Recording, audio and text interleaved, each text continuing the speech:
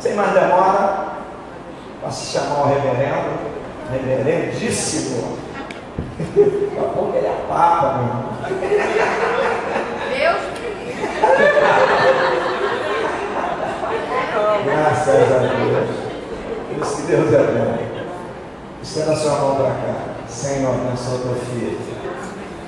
Usa o pastor Ari para falar a tua palavra, Senhor, aos nossos corações nesta noite. Em nome de Jesus. Amém.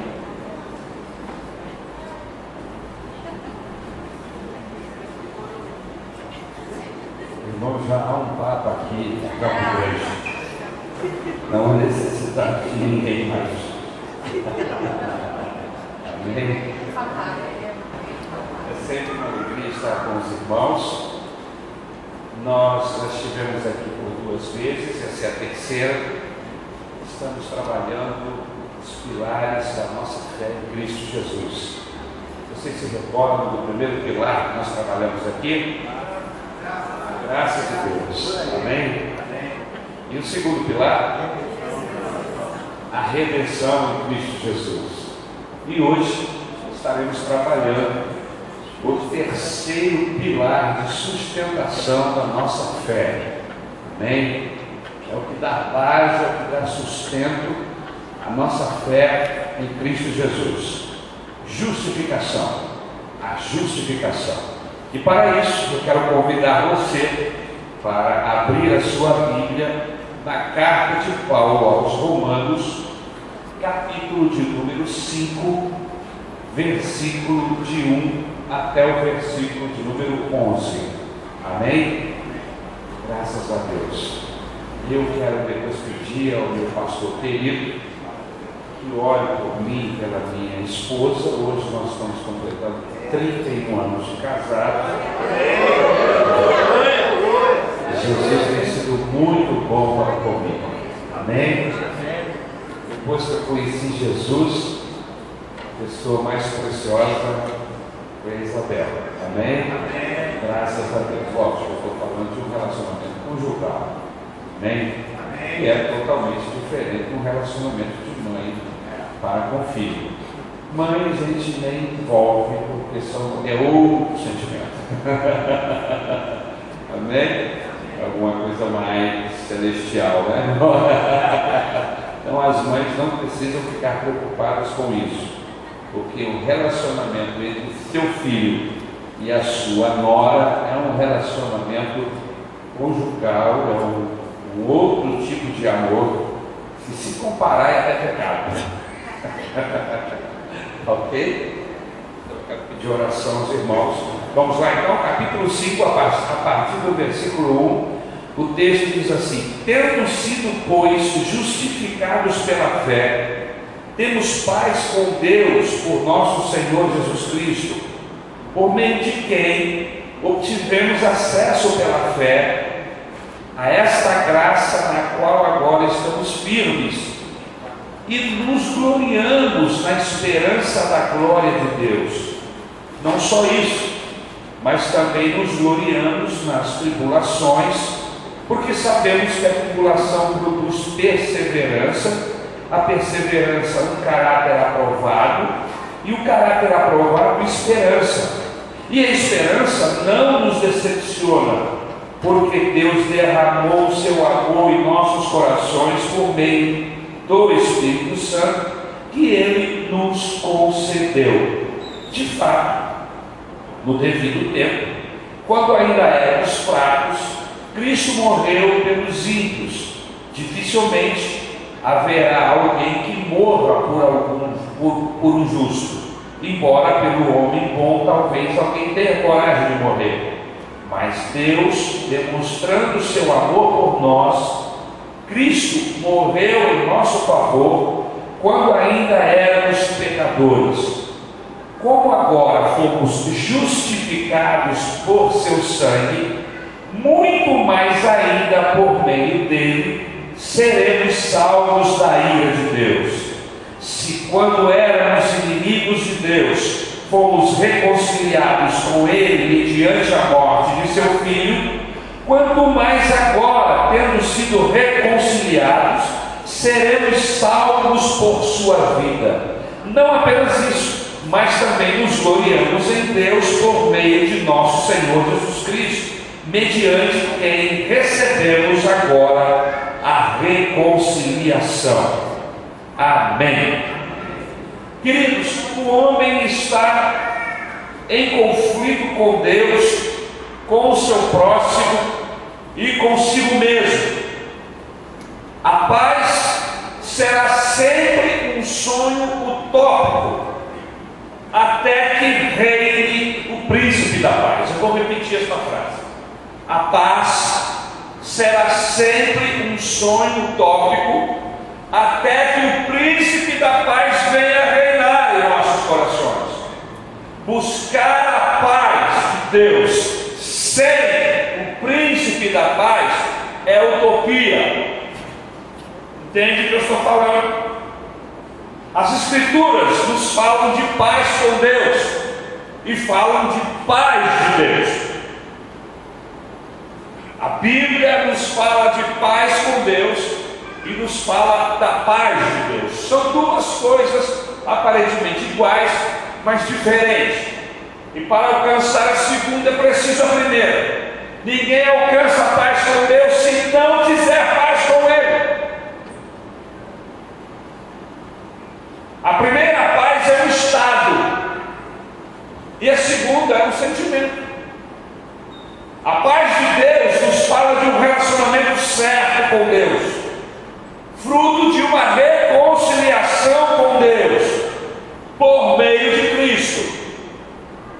A paz de Deus é o fruto da paz com Deus e tem a ver com um sentimento de gozo inefável que inunda o nosso ser, a nossa alma, mesmo em meio à vendavais da vida.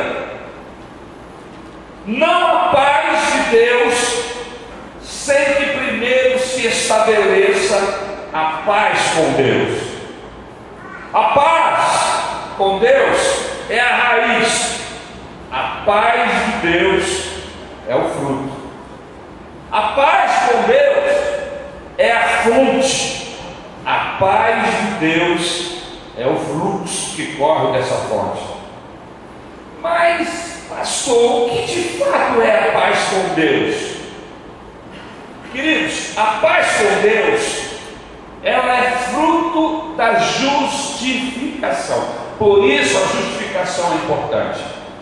Sem nos justificarmos diante de Deus, ou sem alcançarmos essa justificação, jamais alcançaremos gozar a paz de Deus. Então, o mundo vive sem paz. Todas as pessoas que estão debaixo deste céu, que não fizeram paz com Deus, não tem como obter a paz de Deus. A paz de Deus, ela está dirigida, amarrada, atrelada à paz com Deus. Falando nisso, você já fez paz com Deus? Amém. E o irmão respondeu amém. E ele amém, está concordando comigo, mas não respondeu a pergunta. Às vezes na igreja tem esse hábito de dizer amém para tudo, né?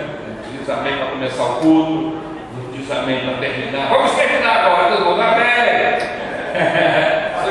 Só que a palavra amém, para a igreja, pastor, amém, para a igreja. Só que a palavra amém, você está concordando, assim seja, né? Mas a pergunta é: você tem paz com Deus? A resposta é sim ou não. Sim ou não?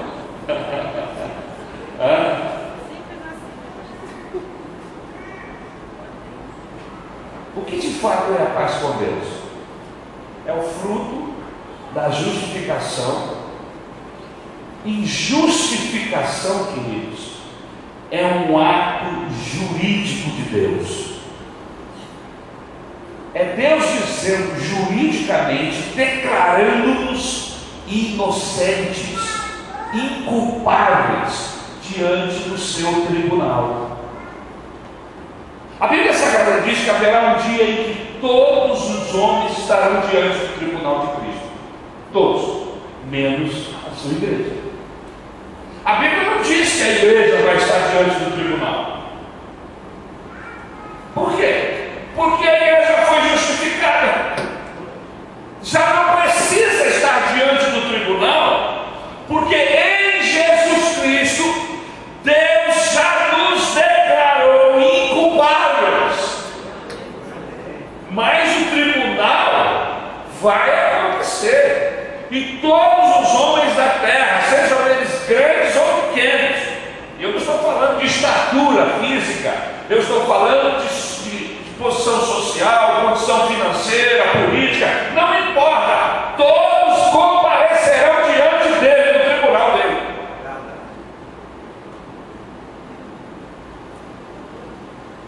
Eu não vou entrar na questão desse grande dia do tribunal, porque nós não estamos tratando dessas questões apocalípticas, nós estamos tratando de justificação daqueles que se aproximaram de Deus através de Jesus Cristo. Mas o fato é que essas pessoas que vão se apresentar diante do Senhor, elas já estão condenadas. Porque se não receberam a Cristo, se não foram justificados por Jesus no tempo em que Deus determinou, e o tempo que Deus determinou para a justificação é agora, é hoje. Aleluia! Não é lá na hora do tribunal. Não. Naquele dia, Jesus não aparecerá como advogado, ele será juiz. E eu vou dizer uma coisa: é melhor encontrar Jesus como advogado do que como juiz. Porque como advogado ele nos defende com a vida. Agora, como juiz, irmão, a justiça vai prevalecer e quem estiver lá estará condenado pela sua justiça. Mas aqueles que foram justificados, aleluia, aqueles que por causa do sacrifício da cruz, Deus os considerou inculpáveis, esses não precisam passar por esse tribunal, aleluia, já foram justificados, aleluia. Só para você ter uma ideia na prática,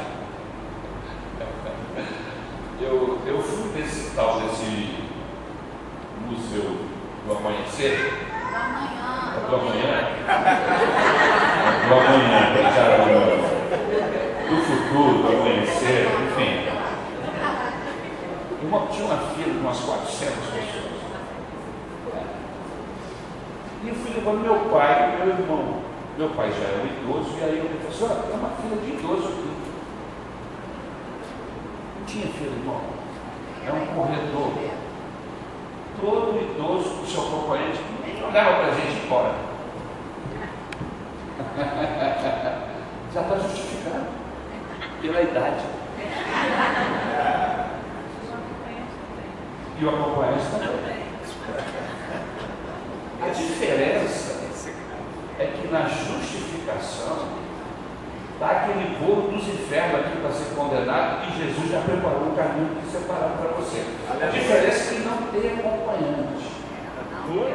Cada um responde por si. Não importa se você não tem esse negócio de validade, de idade lá no céu. A moeda corrente daquele justifica lá, e o que justifica é o Senhor Jesus através do seu sangue vertido na cruz. Passou pela cruz, foi marcado pelo sangue, está justificado. Não é que fila, meu irmão, passa direto. E aí tem uma hora dessa que você fala assim: bem, eu podia ser um idoso agora, né? Mas aí ser idoso significa 10 anos mais, 15, né? Ninguém quer isso, né? Então foi só um exemplo pálido para que você entenda o que significa estar justificado. Um novo caminho, um caminho diferente aberto pelo nosso Salvador. Amém? Então essa justificação, o que acontece quando nós somos justificados? Nós ficamos quites com a lei de Deus. Não devemos mais nada para Deus. A justiça divina não pode mais nos cobrar nada, porque em Jesus nós pagamos a conta. Aleluia.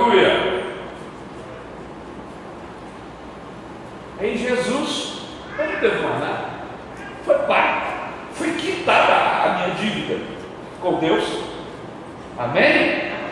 Nossos pecados não são imputados a nós. Por quê? Porque foram lançados sobre Jesus na cruz. E toda a justiça de Cristo é transferida para nós. Você imagina, você chega carregado de pecado. E aí o Espírito Santo, porque tudo isso é obra do Espírito Santo, pega esse pecado todo que você já confessou e coloca tudo na conta de Jesus. E a justiça de Jesus ele coloca na sua conta. Para você imaginar, você é um devedor inveterado, deve muito dinheiro. Aí o dono do banco chega assim: você não pode pagar, está na desgraça. Mas tem um cara aí que está querendo pagar a sua conta. E ele falou assim: mas é muito dinheiro, não tem problema, ele é muito rico. E aí ele pega todo o dinheiro que você deve, que esse cidadão rico tem, e passa para a sua conta. E pega a sua dívida e passa para ele. Isso é justificação em Cristo Jesus. A justificação é um ato e não um processo. E é feita no tribunal de Deus e não no nosso coração. Ela não tem graus, uma vez que todos os salvos são igual, são salvos da mesma forma, de igual maneira. Todos foram justificados com base nos méritos de Cristo Jesus. Todos. Por isso não tem grande nem pequeno aqui dentro. Por isso que a igreja de Jesus, todos estão em um só nível. Antes devedores, agora justificados. Qualquer sentimento de grandeza em relação ao meu irmão é pecado. Qualquer sentimento. Porque quem pagou a nossa conta pagou o mesmo preço, o mesmo valor. Ele não pagou mais pelo pastor Xavier porque ele é bonitinho. Entendeu? Ele pagou exatamente o mesmo preço para justificar o pastor Xavier e pagou para justificar você, para justificar o irmão, seja aquele que senta aqui no primeiro banco ou que senta lá no último banco. Até aquele que por alguma razão não pôde vir aqui hoje foi justificado. Amém. Aleluia. Até aquele que ainda não entrou para a igreja nenhuma foi justificado. Ele só precisa, pela fé, crer no Senhor Jesus Cristo que o justificou. A conta foi paga. O problema é que algumas pessoas não entenderam isso ainda. E alguns querem pagar com o seu sacrifício, querem pagar com a sua religiosidade, e outros não têm a menor consciência da dívida.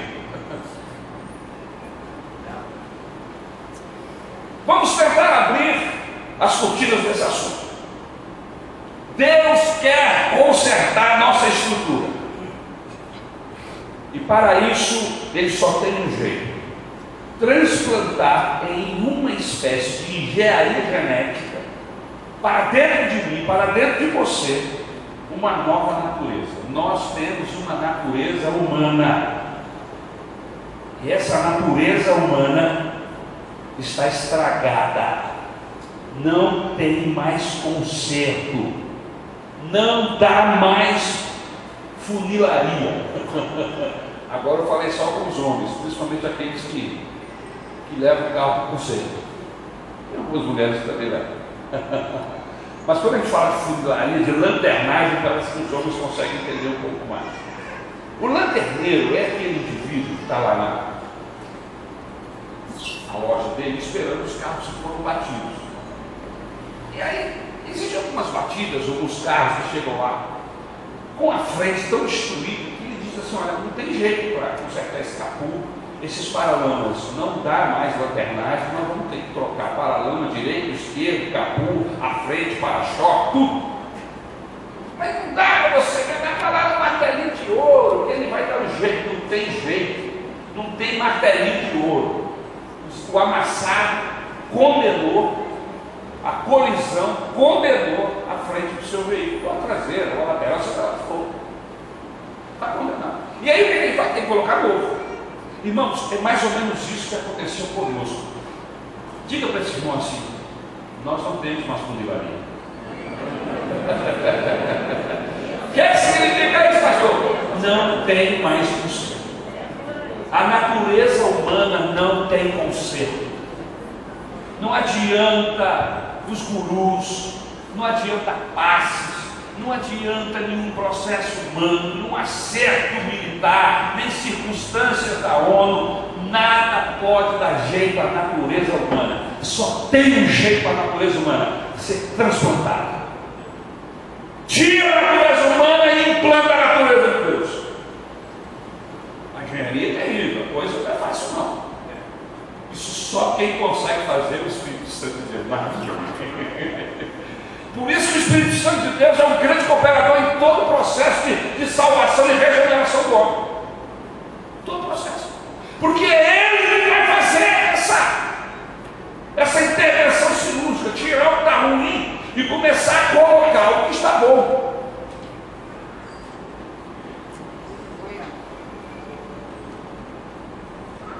Esse é o meu caso, esse é o seu caso, é o caso de toda a natureza, de todo ser humano. Não dá mais para consertar. Agora, o interessante é que não dá mais para consertar, não é a sua que você mora aqui em Campo Grande. O Papa mora lá em Roma e também não dá para consertar dele. Não. Nem o Papa, nem o ex-presidente, nem a Madre Teresa de Calcutá, nem o Billy Graham, nem o Bispo Macedo, nenhuma natureza humana presta, nenhuma. Romanos capítulo 3, versículo 23 diz: pois todos pecaram e estão destituídos da glória de Deus. O que é que a Bíblia diz? Que não há um justo sequer, que a natureza humana está torta, está empenada, não dá funilaria.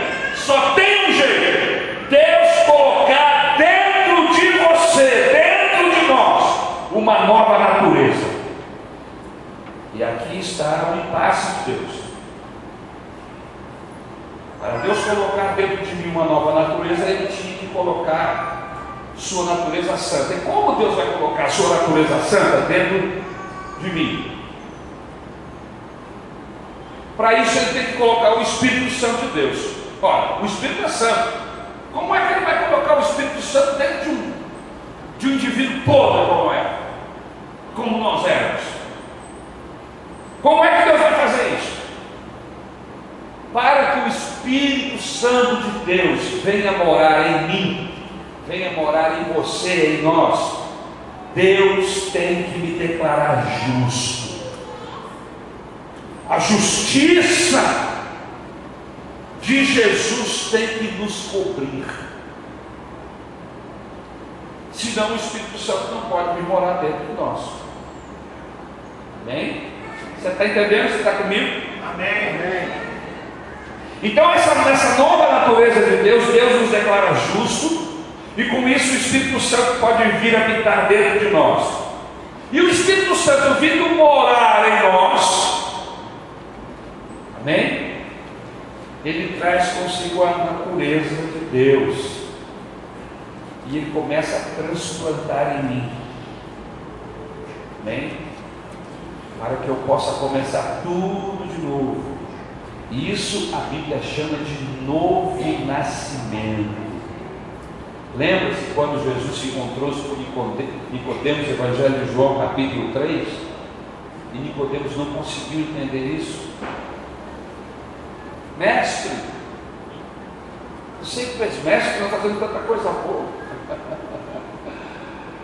Falou tanta coisa boa para Jesus, e Jesus disse: Nicodemos, na verdade eu digo que se você não nascer de novo, você não vê o reino de Deus. Nem vê. Olha que está escrito, nem vê. E aí ele falou mais alguma coisa assim: mas como é que é nascer de novo? Eu tenho que entrar no ventre da minha mãe e nascer outra vez? Como é que é isso? Ele falou assim: Nicodemos, presta atenção. Se você não nascer de novo, você não entra no reino de Deus. São duas coisas muito importantes: ver para poder entrar. O novo nascimento, irmão, gera essa visão do reino de Deus e gera a entrada, é consequência. E essa é uma obra que o próprio Jesus diz que existem agentes de Deus para que esse novo nascimento aconteça em nós. Quais são os dois agentes que Deus aponta, que Jesus aponta ali?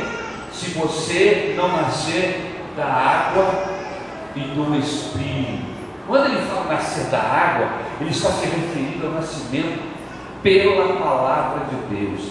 A palavra de Deus é como água. Houve um outro momento que Jesus disse para os seus discípulos: vocês já estão limpos pela palavra que eu vos tenho dito. A palavra de Deus promove essa limpeza.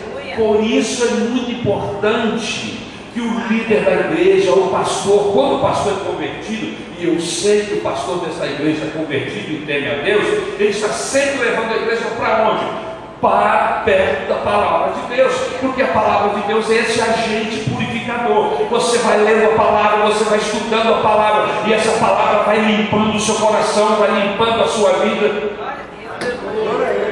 vai transformando o seu coração, e com isso você vai tendo visão do reino de Deus e vai se apaixonando por esse reino, e quanto mais você vê, mais você quer entrar nele. E isso é promovido por esse Espírito abençoador, bendito, o Espírito de Cristo, o Espírito de Deus, que é uma pessoa, que não é uma fumacinha que influencia, é uma pessoa. A Bíblia diz que é uma pessoa, por quê? Porque ele se alegra, porque ele se entristece, ele tem sentimentos. Fumacinha não se entristece.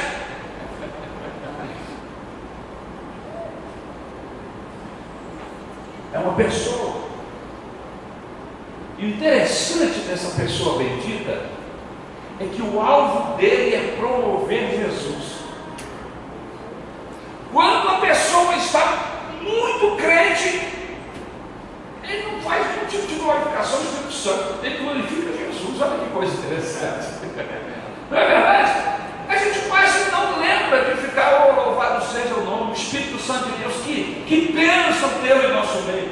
Não, ele não quer aparecer. Olha que pessoa maravilhosa. Ele trabalha e você glorifica Jesus. O próprio Jesus falou isso: eu vou para o Pai, mas depois de mim virá alguém, amém? Da mesma condição minha, Deus. Ele nos convencerá do pecado, da justiça, do juízo, nos fará lembrar de todas as palavras que nos tenho dito, e Ele me glorificará. Quando uma pessoa é abençoada, o que é que ele diz? Aleluia, glória a Jesus. O que é isso? É o Espírito Santo promovendo Jesus. Toda igreja equilibrada, abençoada, é uma igreja que glorifica e adora a pessoa de Jesus. Por isso que uma igreja não pode simplesmente riscar a pessoa de Jesus dos processos, dos seus processos. Tudo que nós fizermos, tudo, seja aqui dentro desse templo, seja lá fora, seja no nosso casamento, relacionamento conjugal, relacionamento com filhos, relacionamento interpessoal, Jesus tem que estar metido em tudo isso. Não dá para ter Jesus só aqui na igreja. Você tem que levar ele para casa, aleluia.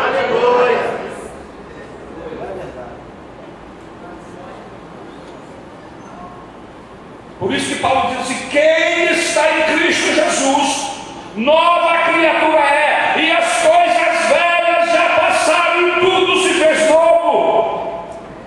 E esse processo é tão maravilhoso na prática, meus irmãos, que a gente até peca. Não peca? Quem é que não pecou hoje?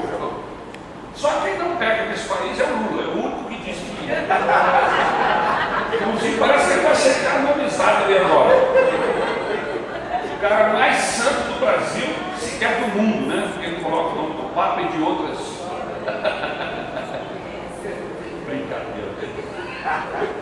Mas todos os demais mortais são pecadores. E Nós pecamos com a nossa mente, com os nossos olhos, com os nossos lábios, com as nossas ações. Pecamos. A natureza humana está aqui lutando para prevalecer, e o Espírito Santo está pressionando com a minha aquiescência, lógico, para que domine a minha vida a ação de Deus, não a ação da natureza.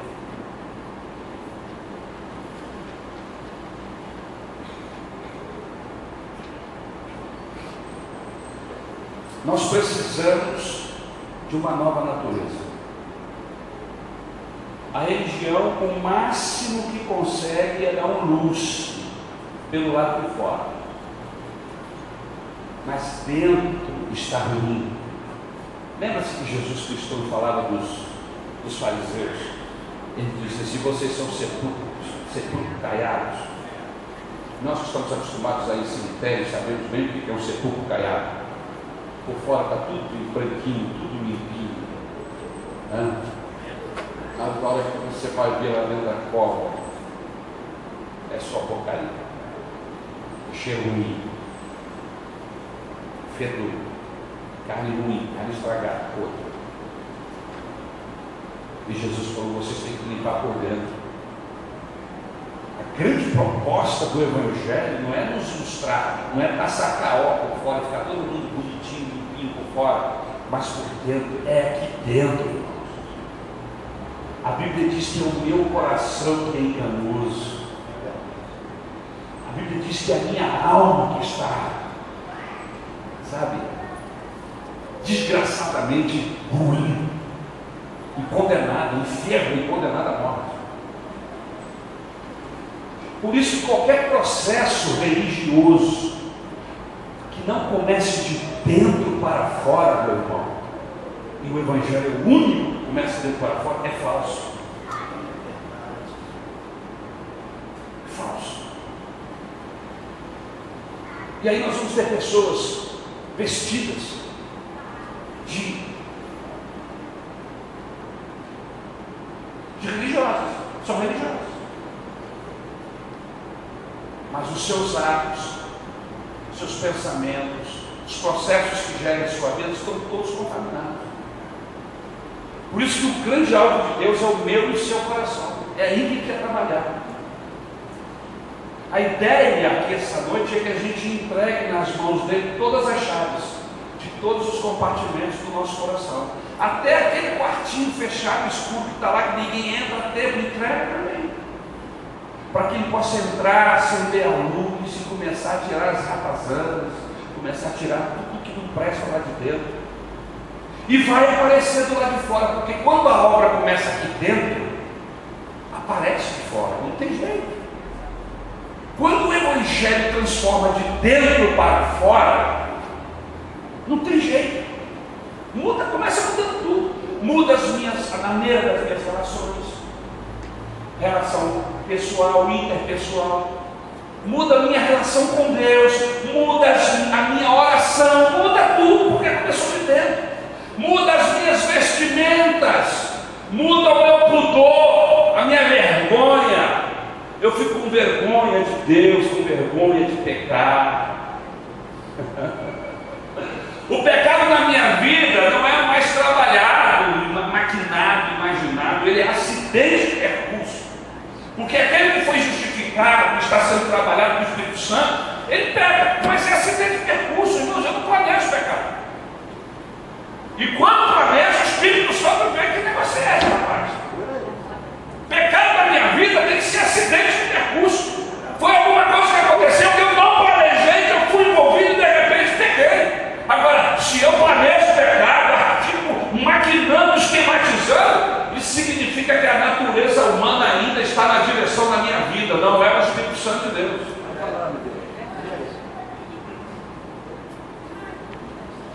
Então a pergunta aqui essa noite é a seguinte: como nós somos justificados?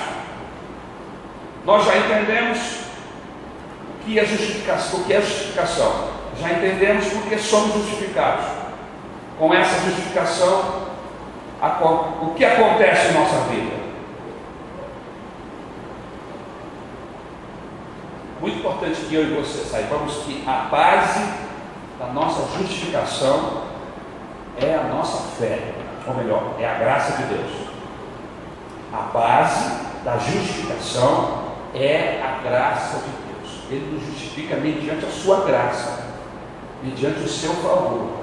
Lembra dos exemplos que eu dei na semana passada do escravo? Ele vai lá na feira comprar um escravo. E aí o vendedor de escravos diz: olha, esse escravo aqui é muito bom, é o melhor escravo que nós temos aqui na feira. Aí ele fala assim: mas eu não quero isso não, eu quero aquele que aquele não pode. Por que não pode? Porque aquele está condenado. Mas como condenado? Ele é um matador, um bandido, estuprador, violento, matou a mãe. Já está condenado, inclusive vai ser enforcado essa tarde. E aí todos chamam assim: mas eu quero ele. Não, o senhor não pode.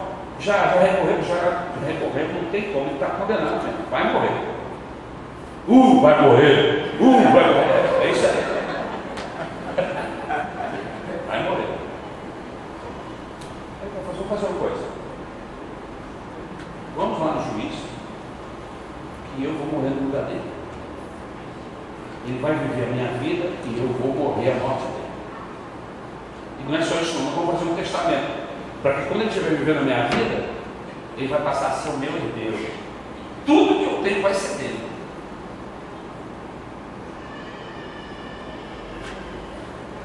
Qual é a motivação? A graça. A graça. Por favor. A gente não consegue entender isso na nossa cabeça humana, pequenininha. Mas é desse jeito. Deus é assim. É gracioso, é bondoso, não tem como explicar. Tem um hino na água que diz: não posso explicar como meio ao meu Jesus, mas fascículos teu lar. O evangelista tenta, e quando ele fala do amor de Deus, ele diz: é um amor grande. Deus se conduz de uma maneira, de uma tal maneira, que maneira tal é essa? Não tem como medir. Não existe palavra nos nossos idiomas. Que pessoa é essa? É a pessoa do nosso Deus. Bom, generoso, paciente, misericordioso. Junta tudo isso, bota no liquidificador e bota no copo, é graça.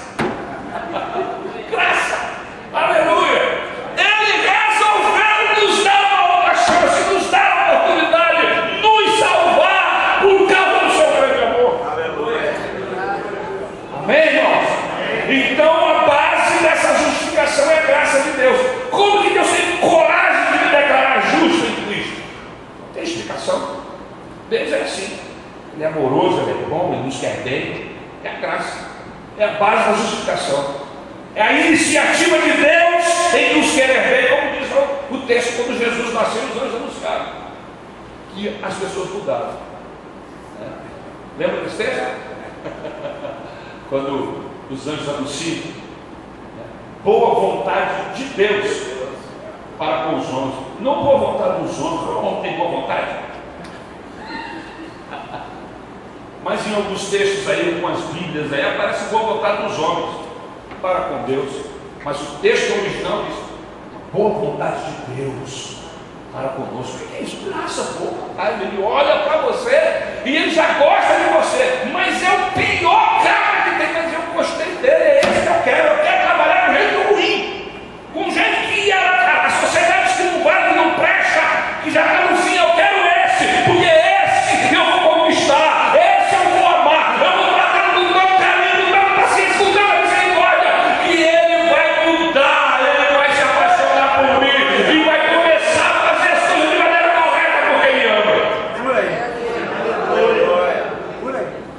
É isso que acontece com a pessoa que foi justificada.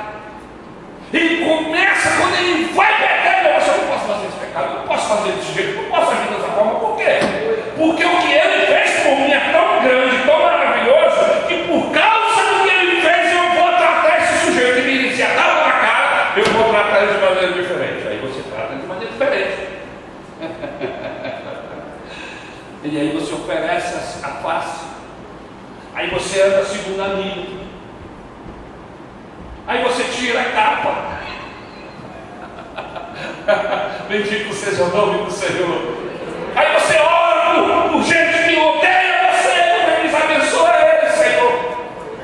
E não faz isso escondendo a língua, não, né? Ora de verdade, né?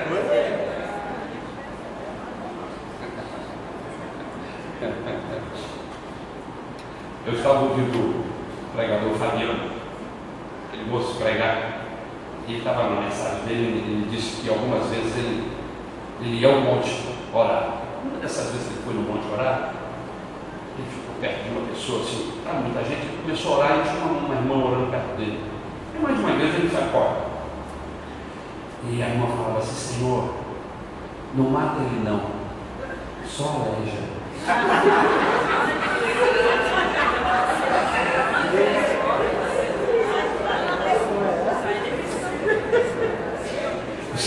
Jesus, depois dele, essa oração não, isso é macumba. Não mata não, Senhor, só aleja. Ele ouviu a oração e falou assim: o que eu estou fazendo aqui?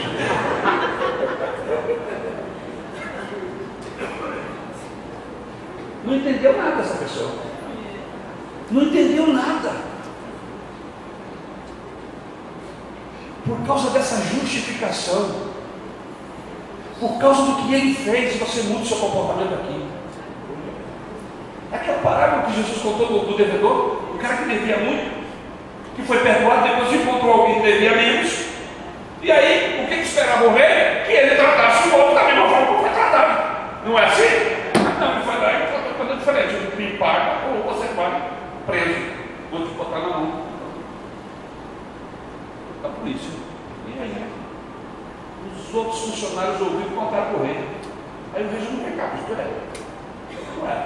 Tu é um sujeito bandido, rapaz. Tu é safado. Então eu te perdoei de uma dívida que não tinha como você me pagar, nem trabalhando o resto dos 3 mil anos. Você não ia me pagar, de tão alta que era. E aí você encontra um sujeito que com 2 anos de trabalho te paga porque você não quer perdoá-lo. E aí pegou esse sujeito e jogou ele na mão de quem mesmo? Dos carrascos, dos verdugos. Por quê? Porque não tratou da mesma forma alguém que o devia. Então, veja só o processo. Deus me justificou, me perdoou de uma dívida muito alta. Agora, qualquer outra dívida de qualquer outro irmão, de qualquer outra pessoa, se tornou ínfima diante da grande dívida que eu fui perdoado. Por causa desse grande perdão, eu não posso cobrar ninguém. Vocês estão entendendo o que eu estou falando? Você está devendo algum dinheiro para o pastor Xavier, por favor, pague. Hoje, por favor. Você está entendendo o que eu estou falando? Eu não estou falando de dinheiro emprestado que você pegou, então, por favor, em nome de Jesus, você é honesto, por causa de Jesus, você vai pagar em nome de Jesus. Agora, eu estou falando de situações que às vezes acontecem com nós. Porque a igreja de Jesus, irmãos, é uma bênção. Aqui é aço afino, ferro afino ferro, aço afino aço. Esse negócio de ajuda, isso é muito bom, porque a gente vai se afiando. O Espírito Santo vai trabalhando em nós. Por isso que esse negócio de desigrejado, de gente que não gosta de igreja, isso é contrário aos princípios bíblicos. Porque esse indivíduo nunca vai ser afiado, ele nunca vai ser sua prova, ninguém nunca vai poder contradizê-lo, ele vai sempre viver fazendo o que ele quer.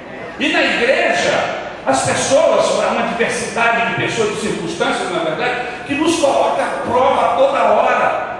E aí toda hora você está olhando para a sua dívida que foi paga. É muito grande, não dá, irmão, você está perdoado em nome de Jesus. Aí você abraça, aí daqui a pouquinho vem o outro e pisa no teu dedinho que já está inflamado. Aí você olha para o tamanho da dívida, você não dá, não, meu dedinho está doendo, vem cá, em nome de Jesus, abraça isso também. Aí vem o te dá um bico na canela. Aí você olha para o tamanho da dívida, olha para o Salvador da cruz sangrando. Aí você diz, não, ele sangrou lá. Vem cá, eu estou com a canela doendo, mas vem cá, em nome de Jesus.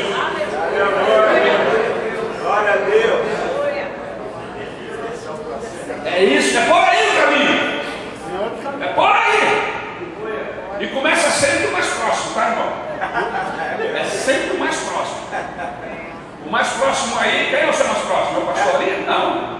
Não é o pastor ali o mais próximo. O mais próximo são sua esposa, são seus filhos, são seus parentes, mãe, pai, e vai para aí. E vai chegando, é o mais próximo. Porque não adianta chegar aqui e beijar o pastor, e em casa você é um cavalo. É um animal.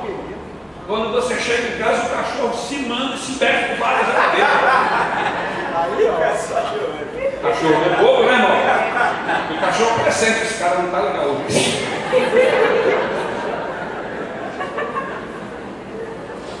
Mas quando o cara está transformado, meu irmão, vem todo mundo para a porta receber ele, o cachorro não vem.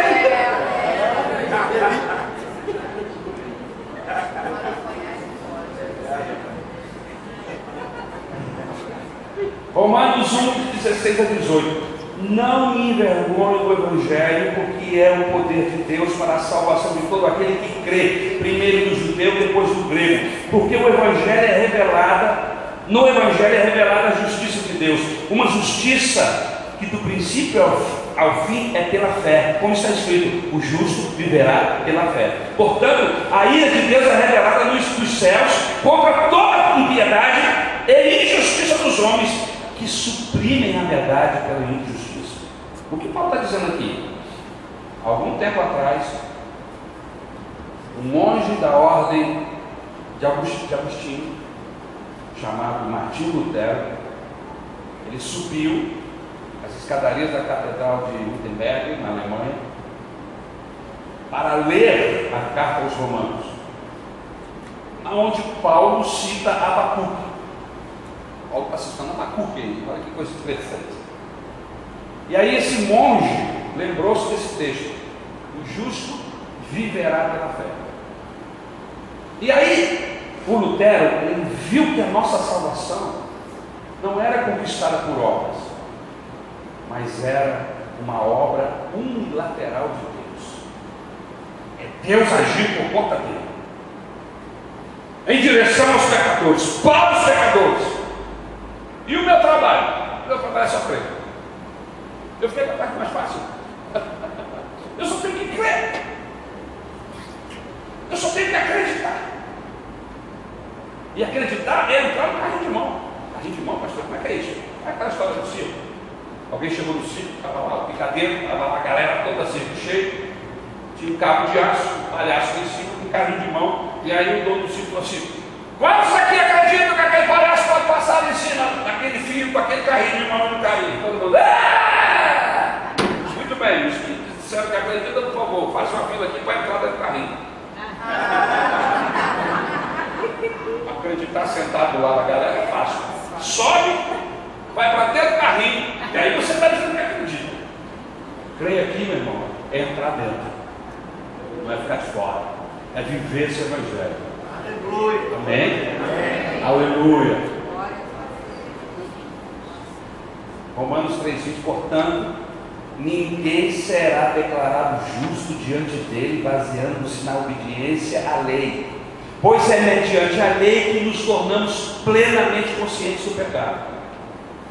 E aí a gente começa a pensar o seguinte: como tem gente vivendo debaixo da lei nos nossos dias, como tem líder religioso, até de igrejas evangélicas, levando suas igrejas a viver debaixo do processo da lei. E o processo da lei condena. A lei nos condena, é a lei que nos mostra o pecado, que nos condena.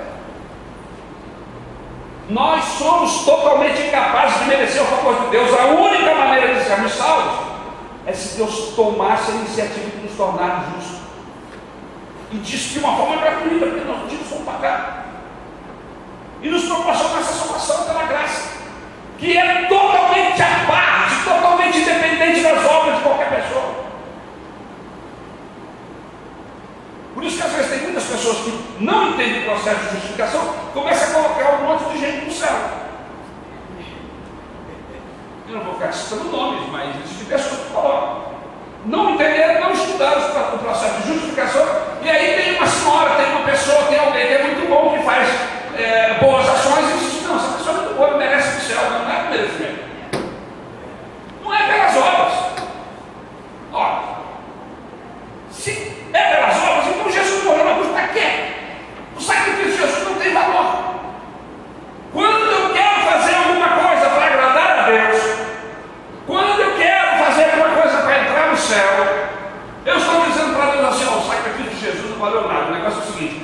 fazer tudo que eu puder para ser bom. Eu vou ajudar leproso, eu vou pegar todo o meu dinheiro e vou vender. E aí, lá em Coríntios 3, assim, ainda que eu vendesse todos os meus bens e desse os pobres, que eu falo essa pergunta do anjo. Mas se eu não tiver amor, e esse amor aí é o amor de Deus, é Jesus. Se não tiver, não tem jeito, não tem jeito. Ele estabeleceu esse caminho e não tem como você ficar criando atalhos. O caminho é esse. Quem estiver nesse caminho está na bênção. Quem estiver fora desse caminho, infelizmente, a Bíblia diz que está condenado. Efésios 2,8: pois vocês são salvos pela graça, por meio da fé, e isso não vem de vocês, é dom de Deus, não por obras para que ninguém se glorie, porque somos criação de Deus, realizada em Cristo Jesus, para fazermos boas obras, ou seja, fazemos boas obras porque Jesus, o amor de Deus, está em nós, por isso fazemos boas obras. Glória a Deus. As quais Deus preparou antes para nós a praticarmos. O que é ser justo em Cristo? É alcançar uma condição de justos onde não merecemos, onde não há mérito. Tudo é pela graça, pelo favor de Deus. E aí nós somos justificados pelos méritos de Jesus, para sermos recipientes do Espírito Santo, que por sua vez começa em nós o processo de regeneração. É muito importante que se diga que nesse processo de salvação e regeneração são dois processos distintos. A pessoa, quando recebe Jesus Cristo como seu único e suficiente Salvador aqui na frente de qualquer outro lugar, ele é salvo. É instantâneo. Salvo está salvo. Acabou. Amém? Amém. A Bíblia diz o que em Romanos 10, 9? Se com a tua boca confessares ao Senhor e com teu coração creres que Deus o ressuscitou dos mortos, estás salvo. Salvo. Espera aí. Existe um outro processo, que é o processo de santificação, que nós vamos falar na próxima oportunidade que tivermos aqui. Aí é um outro processo. Somos justificados pelos méritos de Jesus para sermos recipientes do Espírito Santo, que por sua vez começa em nós o processo de regeneração, de transformação. A única coisa que temos para dizer é que nós somos gratos. Gratos a Deus. Eu sou grato por tudo que tenho. Melhor, maior o quê? Maior prêmio? Maior o quê? Não, bastante. Eu sou grato por tudo que tenho. O que mais? Jesus maior deste mundo. O que mais? Que foi dado por herança eterna. E o que mais? Maior prova de um amor tão profundo. Esse está falando de justificação. A gente canta e tem que estar cantando. Amém? Eu gosto, e não é só não, todo pastor que é convertido a Jesus gosta de louvores que cante a redenção, que cante a justificação, que cante a graça, que cante as doutrinas bíblicas. E esse louvor, que não é um louvor novo, deve ter pelo menos uns 30 anos de existência ou mais, amém? Fala de justificação, de mudança, de gratidão por uma atitude foi tomada de forma unilateral pelo nosso Deus em relação a nós. Então a fé não é a base da nossa justificação. A fé é o meio. A base da nossa justificação é a graça de Deus. Deixa eu tentar trazer um pouco mais de luz sobre o assunto. Há pouco tempo atrás, eu tive a oportunidade de fazer uma faculdade de História. E eu consegui uma bolsa de estudo no valor de 50%. Mas havia alguns critérios.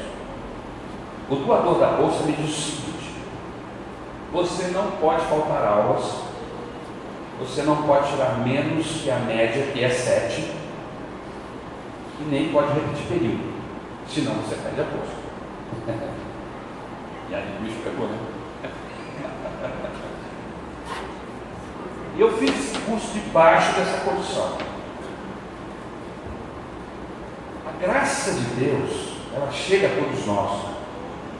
É a bolsa de estudo que nos declara salvos. Somos alunos da escola do céu. E a fé é a condição de você receber. Entendeu? Amém? Amém. Imagine que um dia o diretor seja trocado, e aí eu chego lá para fazer a matrícula e pagar o valor com desconto de 50%, mas a secretaria diz assim: você não tem mais a bolsa de 50%, você tem que pagar o valor completo. E aí eu falo para a secretária assim: mas eu tirei mais de 7 em todas as minhas matérias, não faltei nenhuma aula, não fiquei reprovado em nenhuma matéria, eu exijo minha bolsa. Eu posso exigir, irmãos? Posso. Está valendo os critérios. Posso exigir? Não. Posso exigir? Foi me dar na bolsa. Chegou um momento que me dá mais aula, o que me dá mais aula era doação, era graça.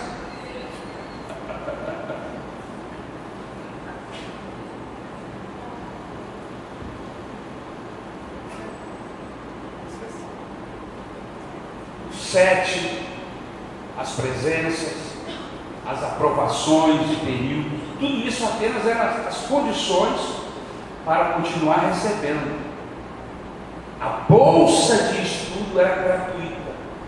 A qualquer momento ela poderia ser retirada.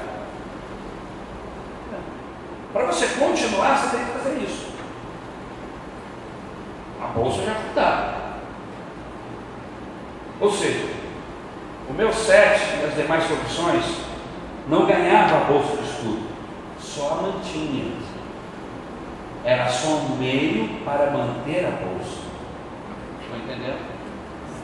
Assim é a nossa salvação. A fé não ganha nada de Deus. Por isso, eu contesto com veemência essas igrejas que ensinam os seus membros a reclamarem os seus direitos com Deus. Que direito? Colocar Deus na parede. Determina. Não entendeu nada. Não entendeu nada. É graça. Você não pode reclamar nada. E aí eu escutei um pregador outro dia na TV que dizia assim: com fé você pode exigir tudo de Deus. Pode? Você não é a fé que te salva, é a fé em alguma coisa. Fé por fé não salva ninguém. Fé na fé. Fé na fé. Fé na fé. A sua fé tem que estar baseada em alguma coisa. E aí, no caso, a pessoa de Jesus. Se a sua fé estiver em outra pessoa, você pode ter a maior fé do mundo, mas botou a fé a pessoa errada, botou a escada na parede errada, chegou lá em cima e não tinha nada. A fé é importante, sem ela eu não recebo. Então a base para receber é a graça, e o meio é a fé.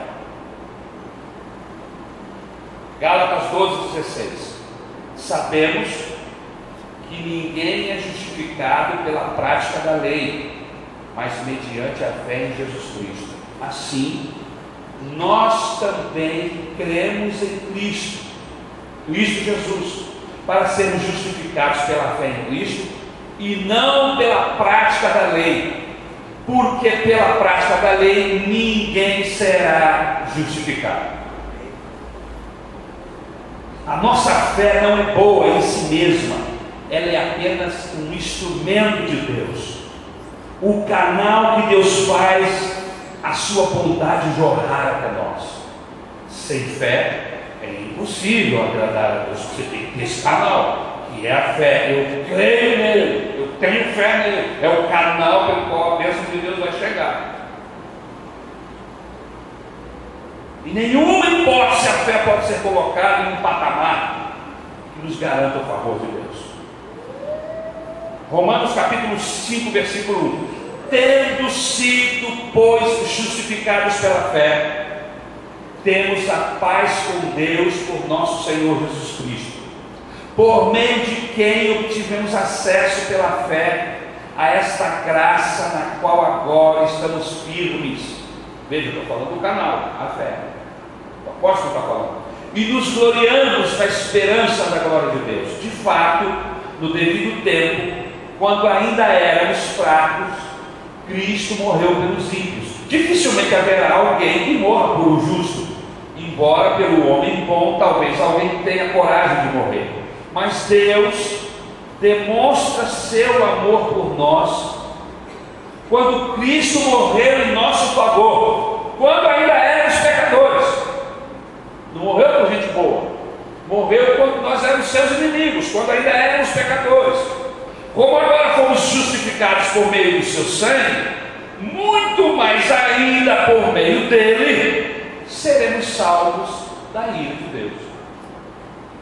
Se quando éramos inimigos de Deus, fomos reconciliados com ele mediante a morte de seu filho, quanto mais agora, tendo sido reconciliados, seremos salvos por sua vida. Amém? Versículo 11.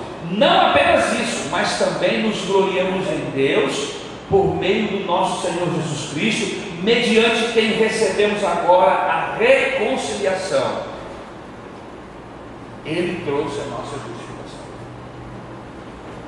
Há um outro hino lá, que realmente agora diz assim: Ele me abriu a porta e me reconciliou, por seu sangue derramado, para Deus me consagrou. Lindo esse hino. Acho que é o número 20, eu acho, não sei.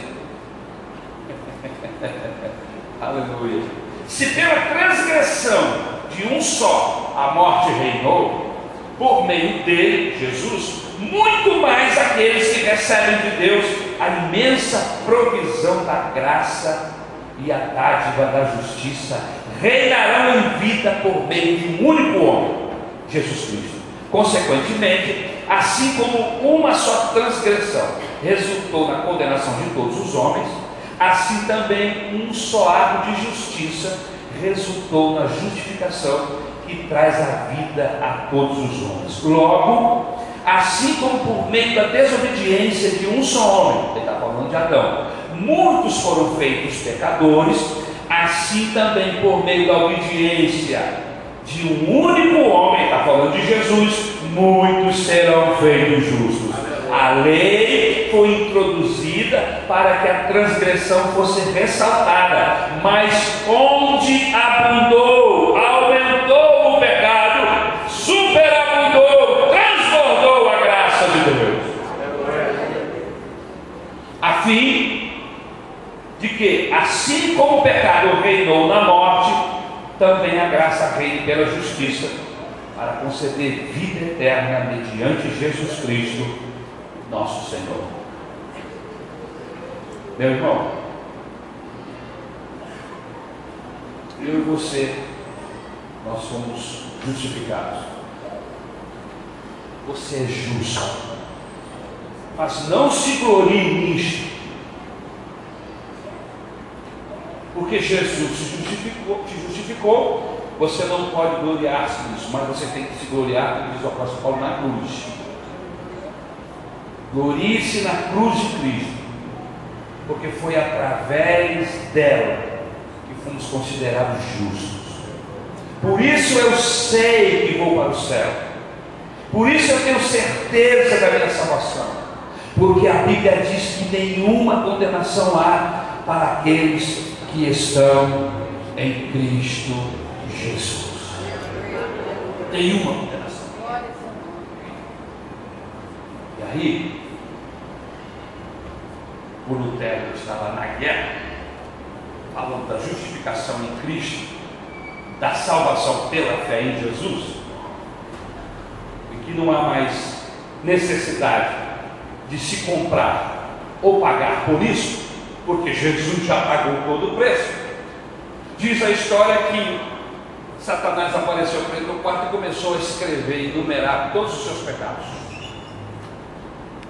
E escreveu na parede toda.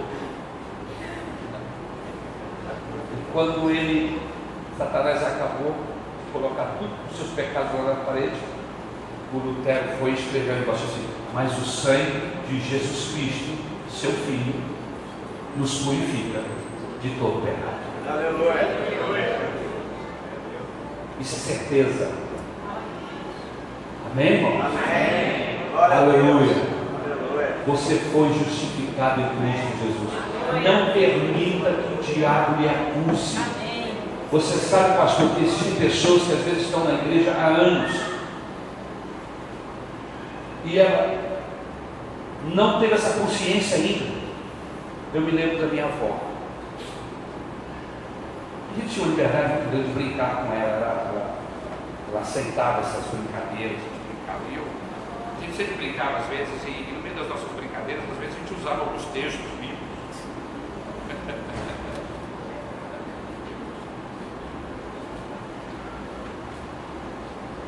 E algumas vezes, quando eu citava os textos assim de memória, na minha adolescência, eu sentia que ela ficava assim meio que sem jeito. Eu nunca entendi isso, porque ela ficava meio sem graça. Depois, mais tarde, eu comecei a perceber, descobrir isso muito mais tarde, que minha avó tinha algumas dificuldades. Ela não entendia muito bem essas questões de redenção, justificação. E porque ela não entendia, ela ficava com certos temores. Quando a gente falava alguns textos, né?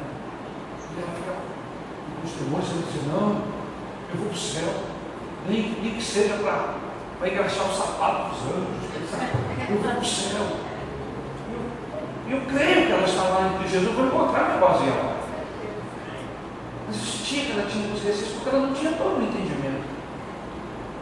E às vezes, por causa de nós não termos todo o entendimento, o diabo se aproveita disso para ficar acusando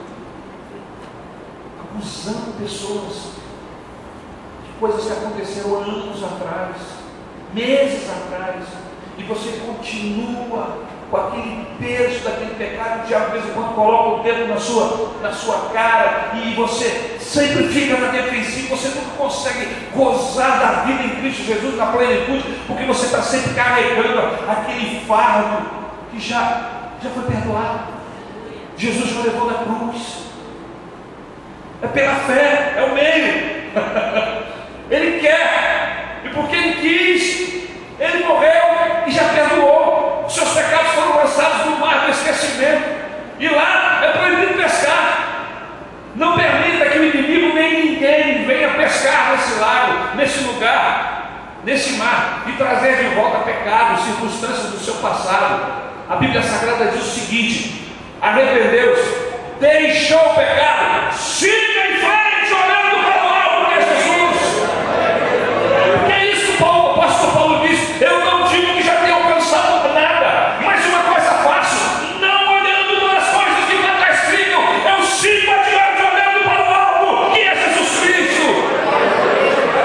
E é assim que eu acho. Eu tropeço aqui, e aí eu falo: eu não vou parar. Tropecei, tenho consciência que é errado, vou me levantar e vou continuar caminhando na direção de Jesus, porque se andarmos na luz como Ele na luz está, temos paz e comunhão uns com os outros, e o sangue de Jesus Cristo, seu Filho, nos purifica de todo pecado. João capítulo 1, versículo 7, é bispo. Glória a Deus. Aleluia. Aleluia. Vamos ficar de pé em nome de Jesus.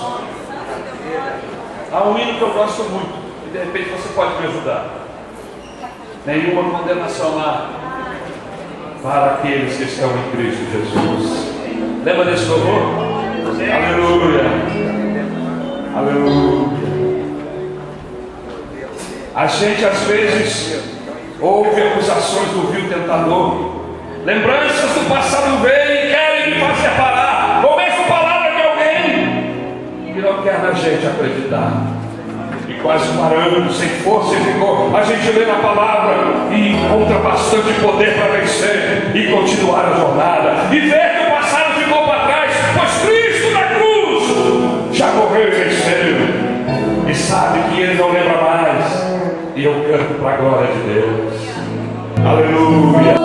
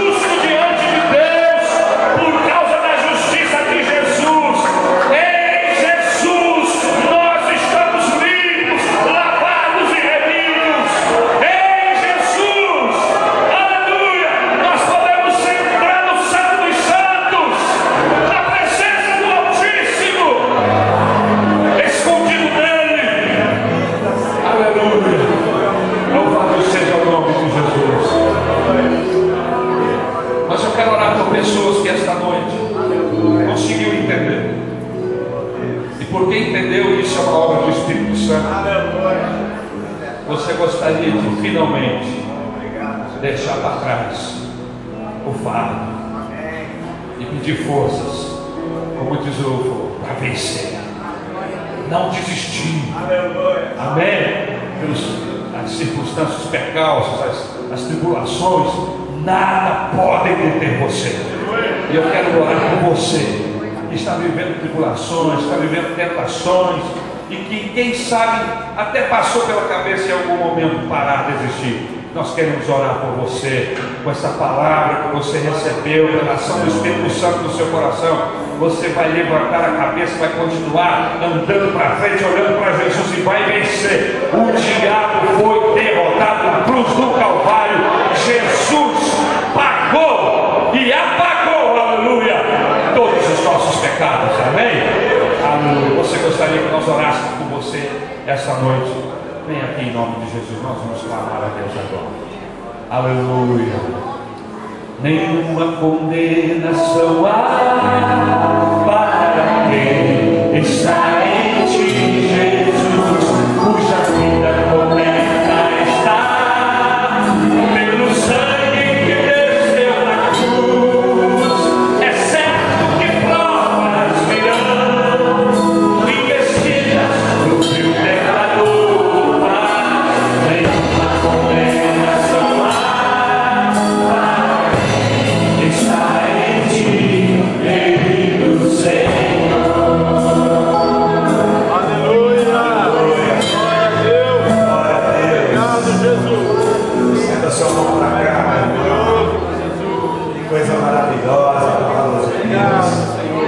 vocês lembram domingo à noite? O pastor ali falou tudo que o Ayrton falou. Impressionante. Uma palavra diferente, mas a mesma coisa. Que Deus maravilhoso. Ele confirma a sua palavra, Ele testifica em nossos corações. Aleluia. Vamos orar, igreja. Alça a tua voz agora. Creia que é o Deus vivo que está operando na sua vida, no nosso meio, neste lugar. Ele usa as pessoas, Ele fala através das pessoas, através dos teus servos. Aleluia. Senhor, seus filhos estão aqui, Senhor, no teu altar, em nome do Senhor Jesus, em nome de Jesus. Todo pecado, toda miséria já foi cravada na cruz do Calvário. Diz a tua palavra lá no livro de Colossenses, que todas essas mazelas o Senhor já levou sobre si. Aleluia. Portanto, limpa agora esses corações, tira o sentimento de culpa, Senhor, tira o medo do futuro, medo do amanhã, pois o Senhor Jesus que nos dá segurança. Aleluia.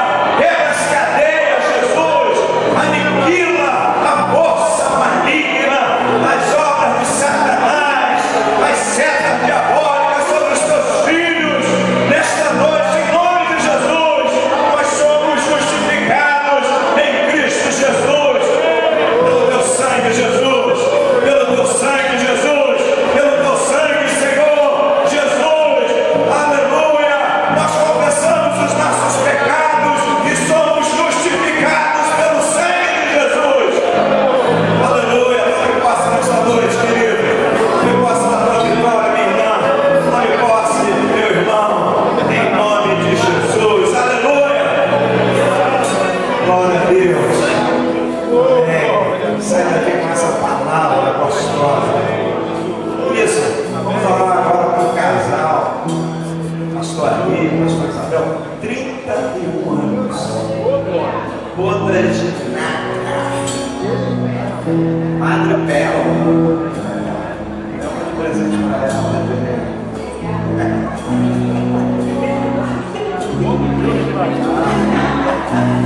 Aleluia. Estenda sua mão para cá. Vamos falar nesse casal querido.